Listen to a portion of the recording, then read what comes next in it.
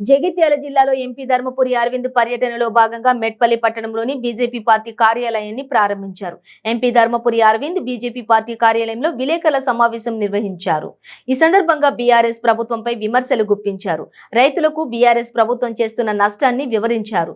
కేంద్ర ప్రభుత్వం అమలు పరుస్తున్న ఫసల్ బీమా పథకాన్ని తెలంగాణ రైతులకు అందకుండా తెలంగాణ రైతులను నష్టపరుస్తున్నదని ఆగ్రహం వ్యక్తం చేశారు. ముంబై మహానగరంలో కొత్త రైళ్ల టెర్మినల్ అతి త్వరలో ప్రారంభం కానున్నదని అన్నారు. జగిత్యాల నుండి ఉత్తరాదికి కొత్త రైలు వేయడానికి అవకాశం ఉందని చెప్పారు.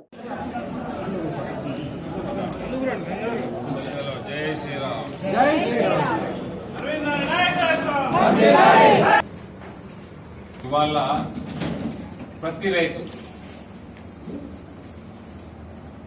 వ్యవసాయంకి ఏమన్నా భవిష్యత్తు ఉందా అని ఆలోచిస్తున్నాడు.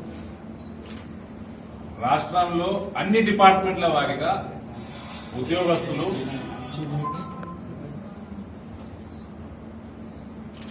ప్రత్యేకంగా కాంట్రాక్టు బేసిస్ మీద ఉన్న వాళ్ళే కాదు, రెగ్యులరైజ్ చేసిన వాళ్ళు కూడా ఈ మధ్య వీళ్ళు తీస్తున్న జియోలు 317 కదా ట్రాన్స్ఫర్, దాని మీద అది వచ్చినాక కొందరు ఆత్మహత్యలు చేసుకోవటం, ఎక్కడ లేని ట్రాన్స్ఫర్ పాలసీలు తేవటం, పంచాయత్ సెక్రటరీలు, పంచాయత్ కారోబార్లు, మొన్నదాకా విఆర్ఏలు, విఆర్ఓలు, ఆర్టీసీలు అంతకంటే ముందు రాష్ట్రంలో ఏ వ్యవస్థ కూడా ఇవాళ ట్రాక్ మీద లేదు.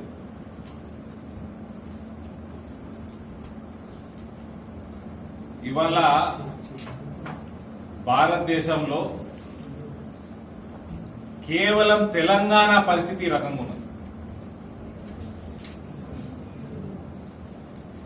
కేవలం తెలంగాణ పరిస్థితి ఏ డిపార్ట్మెంట్ లో కూడా సిస్టమ్ లేకుండా టోటల్ కొలాప్స్ అయి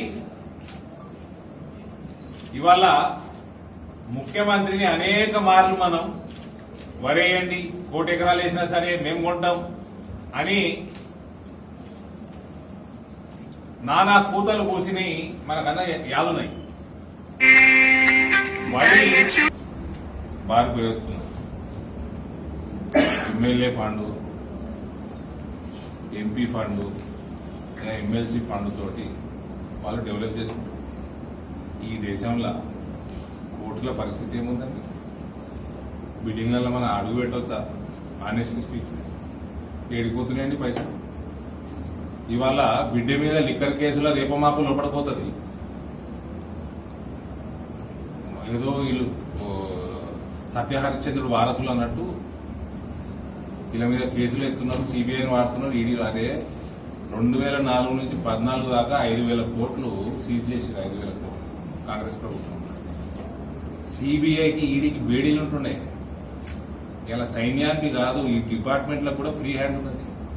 14 నుంచి 23 ఇవాళ ఉన్నాము మనము. 11 లక్షల కోట్ల రూపాయలు సీజ్ చేసాం. 5,000 కోట్లు లేడా, 11 లక్షల కోట్లు లేడా? ఇన్ఫ్రాస్ట్రక్చర్ ఎట్లా పెరుగుతున్నది? హైవేలు ఎట్లేస్తున్నారు?